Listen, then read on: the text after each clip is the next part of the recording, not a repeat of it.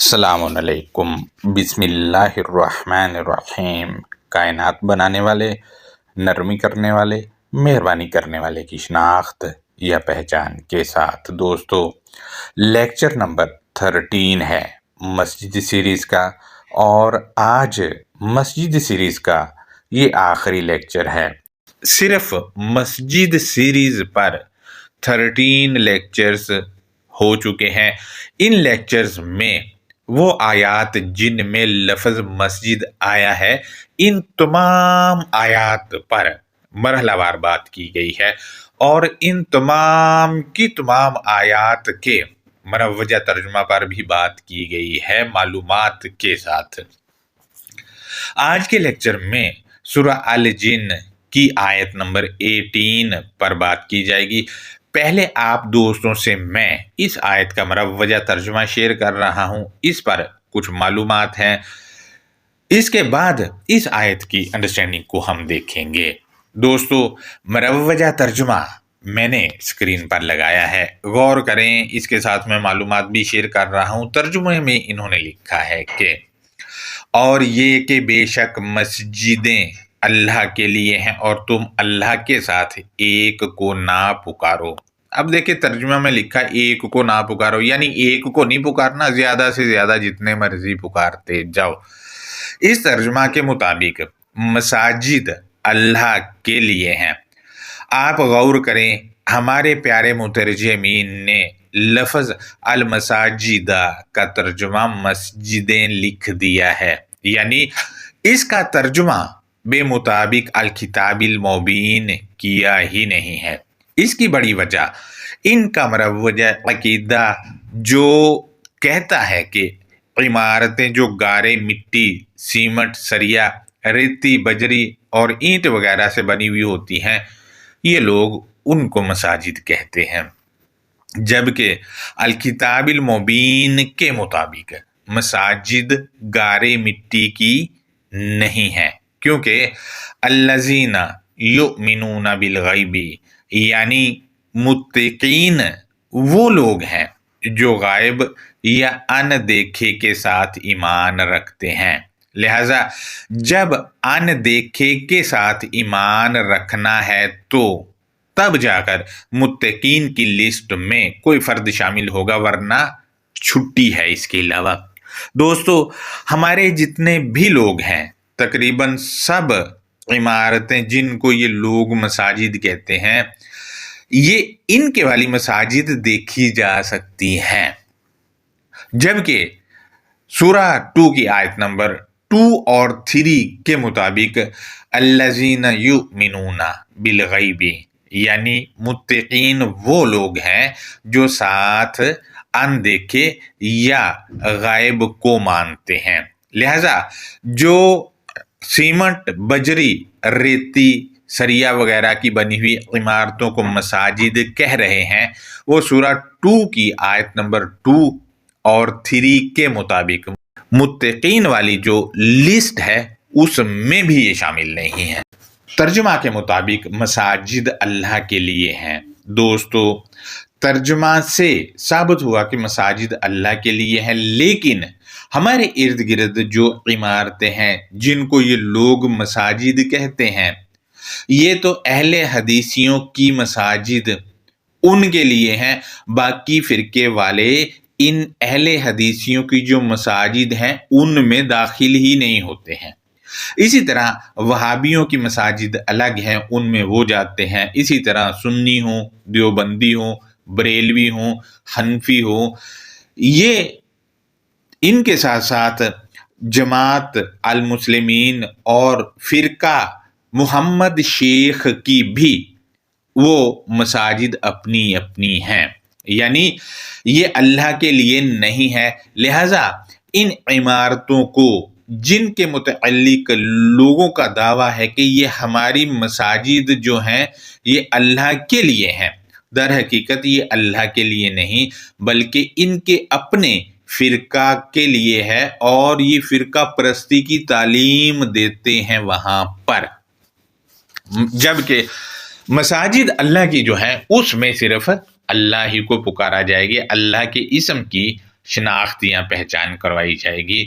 مزید دوستو ترجمہ دیکھیں تو لکھا ہے کہ مسجدیں اللہ کے لیے ہیں اور تم اللہ کے ساتھ کسی ایک کو نہ پکارو، یعنی اللہ کے ساتھ کسی ایک کو نہیں پکارنا، ایک سے زیادہ سے لے کر جتنے مرضی کو پکارتے جاؤ۔ لہٰذا آپ مزید غور کریں، اللہ کے ساتھ کسی ایک کو نہیں پکارنا، مساجد اللہ کی ہیں۔ دوستو آپ اپنی اعتدال پسندی سے اپنے ارد گرد جو عمارتیں جن کو یہ لوگ مساجد کہتے ہیں ان کا جائزہ لیں تو ان کو پتہ چلے گا کہ ان عمارتوں میں اللہ کو تو نہ ہونے کے برابر پکارا جاتا ہے، جبکہ ان میں ان کی معزز ہستیوں کے کارنامے زیادہ بتائے جاتے ہیں، اللہ سے زیادہ بتائے جاتے ہیں، جبکہ مساجد اللہ کے لیے ہیں۔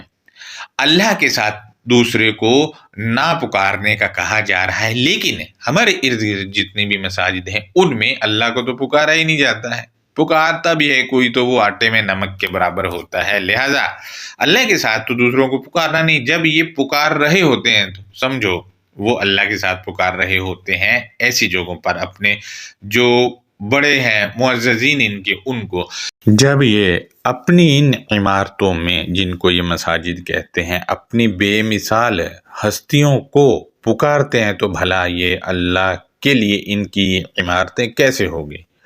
ہو ہی نہیں سکتی ہیں۔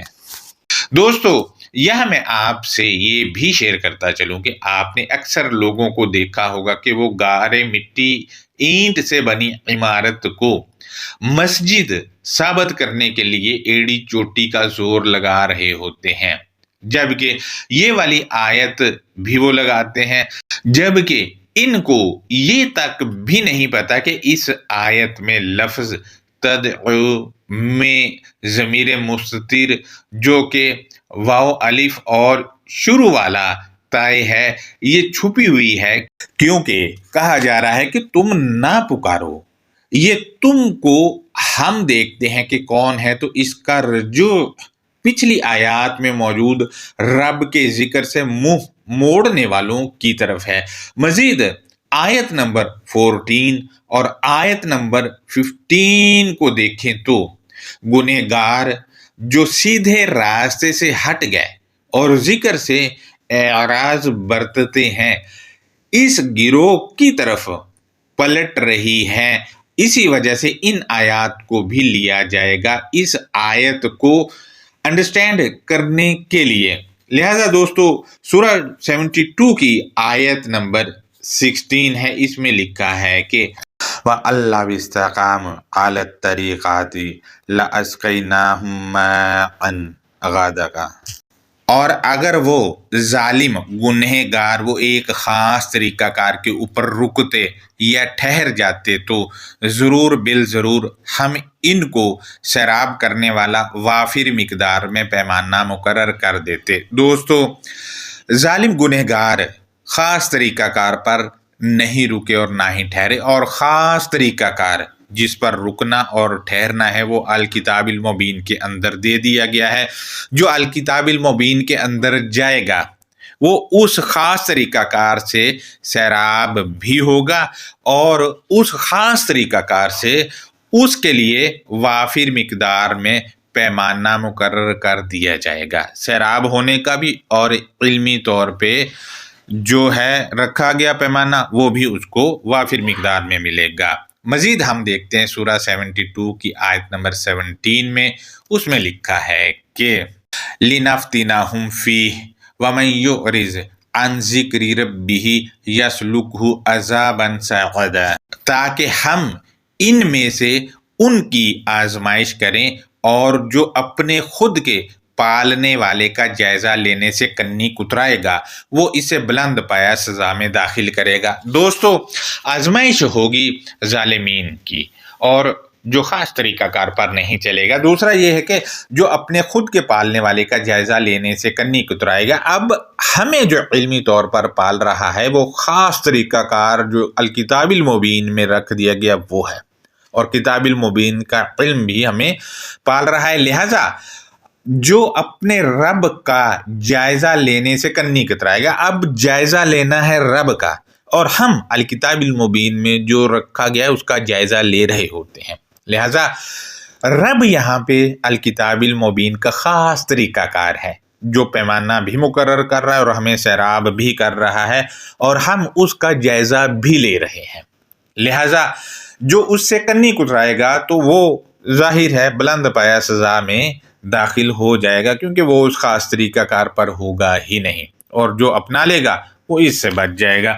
مزید آگے بڑھتے ہیں تو وَأَنَّ الْمَسَاجِدَ لِلَّهِ فَلَا مَعَ اللَّهِ أَحَدًا، اور حقیقتاً اپنائے جانے کے مقامات یا حقیقتاً مانے جانے کے مقامات یا حقیقتاً یقین کرنے کے مقامات کائنات کو بنانے والے کے لیے ہیں. حتمی بات یہ ہے کہ تم کائنات کو بنانے والے کے ساتھ کسی بے مثال کو یا کسی بے نظیر کو یا کسی بھی ماسٹر کی تبلیغ یا دعوت نہ دو. دوستو آپ دیکھیں، اپنائے جانے کے مقامات جن کو ہم نے اپنانا ہے وہ الکتاب المبین کے اندر لگے ہوئے اپنے نمبر سے، یا مانے جانے کے مقامات وہ مقامات جن کو ہم نے ماننا ہے وہ الکتاب المبین کے اندر نمبر وار لگے ہوئے ہیں. یا یقین کرنے کے مقامات وہ جن مقامات پر ہم نے یقین کرنا ہے وہ الکتاب المبین کے اندر نمبر وائز لگے ہوئے ہیں. لہٰذا یہ سارے جو ہیں یہ کائنات کو بنانے والے کے لیے ہیں مقامات. ہم نے ان کو اپنانا ہے، جب ہم ان کو اپنا لیں گے تو یہ مسجد ہے ہمارے لیے. لہٰذا مسجد یقین یا مانے جانے کے مقامات کو کہا جاتا ہے، یا اپنانے وہ مقامات ہیں جو اپنانے ہیں وہ مساجد، اور اپنانی ہم نے آیات ہیں جا کے وہ اللہ کے لیے ہیں اور وہی ہمیں اس سے جوڑتی ہیں. دوسرا یہاں پر یہ ہے، حتمی بات کر دی گئی ہے کہ کائنات کو بنانے والے کے ساتھ کسی بے مثال یا بے نظیر یا ماسٹر کی تبلیغ یا دعوت نہیں دینی. لہذا دوستو رب کے ذکر یعنی رب کا جائزہ لینے سے کنی کترانے والوں کو کہا جا رہا ہے دوسرے لٹریچر یا ان کی خود کی بنائی ہوئی اعلیٰ مقام ہستیاں جن کو یہ درجات دیتے ہیں، ان کی وجہ سے ان کے لکھے ہوئے لٹریچر یا ان کے نظریہ کی وجہ سے کنی کترا رہے ہیں. لہٰذا ان سب چیزوں کو مد نظر رکھا جائے تو مساجد اللہ کوئی گارے مٹی کی یا سیمنٹ سریے سے بنی ہوئی عمارت نہیں ہے یا کوٹھڑے نہیں ہیں، بلکہ وہ مقامات ہیں جو اللہ کے لیے اپنانے ہیں، اور وہ اپنانے پر آیات میں ان کو ان کے نمبر پر اور وہ مقامات اپنے مقام پر آیات کی صورت میں رکھ دیے گئے ہیں. لہذا رب کا جائزہ لینے کے لیے ان مقامات پر جائیں. رب یعنی الکتاب المبین کا جو علم ہے یا اس کا لٹریچر ہے وہ ہمیں پال رہا ہے. یہاں رب، میں دوبارہ ریپیٹ کر دوں کہ پالنے والا علم ہے الکتاب کا، اور الکتاب المبین کے اندر ہی جانا پڑے گا ہمیں. دوستو جب آپ مساجد اللہ یعنی اللہ کے لیے ان مقامات کو ماننے یا یقین کرنے یا مان لیں گے تو یہی آپ کے لیے بھی اور میرے لیے بھی مساجد ہیں، اگر میں بھی مان لوں گا تو. لہٰذا پکارنا یا دعوت دینا یا تبلیغ کرنا یہ سب کسی نظریے کو فروغ دینے کے لیے کیا جاتا ہے، نہ کہ کسی کوٹھڑے یا عمارت کے لیے کیا جاتا ہے. مزید اگلی آیت کو دیکھتے ہیں. جب یہ تبلیغ کرتا ہے جو اپنانے کے مقامات کائنات کو بنانے والے کے لیے ہیں تو کہا جا رہا ہے کسی دوسرے بے نظیر بے مثال کو اس کے ساتھ نہ پکارے.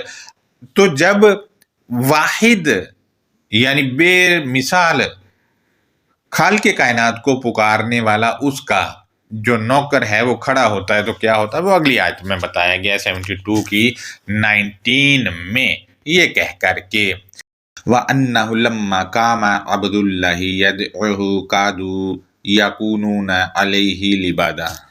اور یہ کہ بے شک بات یہ ہے کہ جب کائنات کو بنانے والے کی ڈیوٹی انجام دینے والا وہ رکا یا اس نے سٹینڈ لیا یا وہ ٹھہرا تاکہ وہ کائنات کو بنانے والے کی دعوت دے یا کائنات بنانے والے کی تبلیغ کرے۔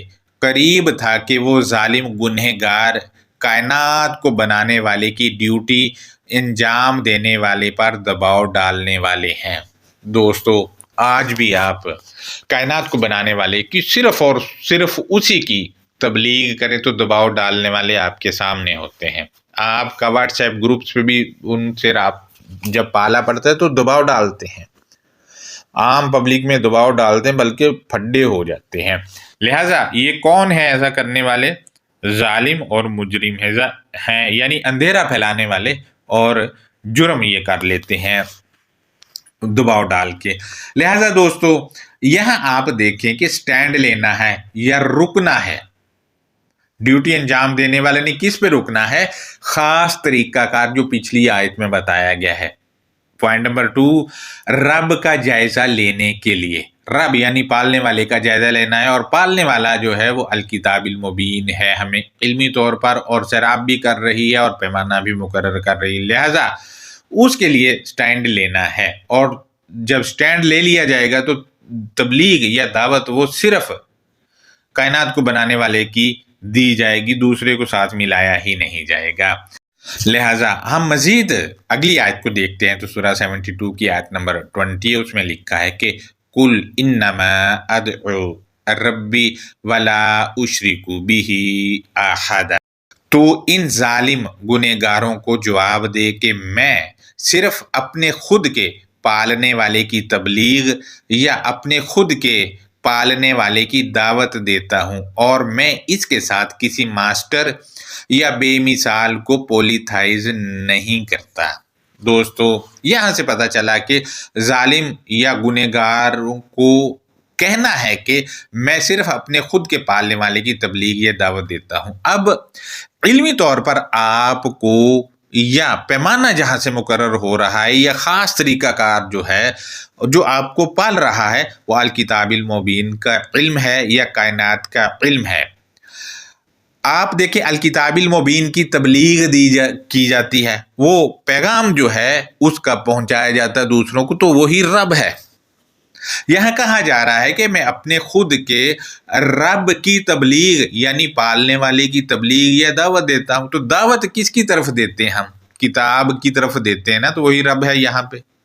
لہٰذا اب کتاب کے ساتھ کسی بے مثال یا ماسٹر کو پولیتھائز نہیں کرنا، یعنی ماسٹر چاہے وہ لٹریچر ہو یا کوئی آدمی، اس کو اس کے ساتھ شریک کرنا ہی نہیں ہے الکتاب کے ساتھ، کیونکہ یہی رب ہے، پالنے والی ہے علمی طور پہ۔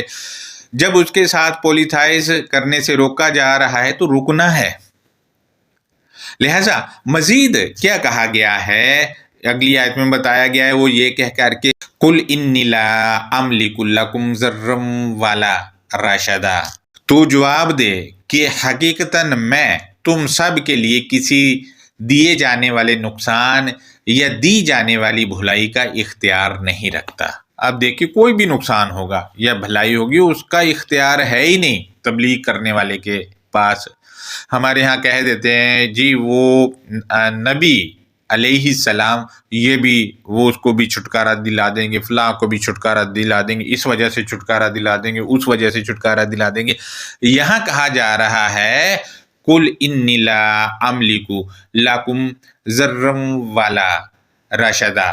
تو جواب دے کہ حقیقتاً میں تم سب کے لیے کسی دیے جانے والے نقصان یا دی جانے والی بھلائی کا اختیار ہی نہیں رکھتا۔ وہ کہہ رہا ہے اختیار نہیں، یہ کہہ رہے وہ قیامت میں چھٹکارا دلا دیں گے، قبر کے عذاب سے بچا دیں گے، یہ کر دیں گے۔ وہ یہاں کیا کہا جا رہا ہے آپ کے سامنے لکھا ہوا، پڑھ لیں آپ۔ مزید ہم اگلی آیت کو دیکھتے ہیں، 72 کی 22 ہے، اس میں لکھا ہے کہ قُلْ إِنِّي لَن يُجِيرَنِي مِنَ اللَّهِ أَحَدٌ وَلَنْ أَجِدَ مِن دُونِهِ مُلْتَحَدًا۔ تو بتا دے حقیقتاً میں ہوں کہ مجھے کائنات کو بنانے والے میں سے ہرگز کوئی بے مثال ہونے والا یا ماسٹر ہونے والا پناہ نہیں دے گا، اور میں ہرگز بھی نہیں کائنات بنانے والے کی ویلیو کم کرنے سے پناہ حاصل کرنے والا۔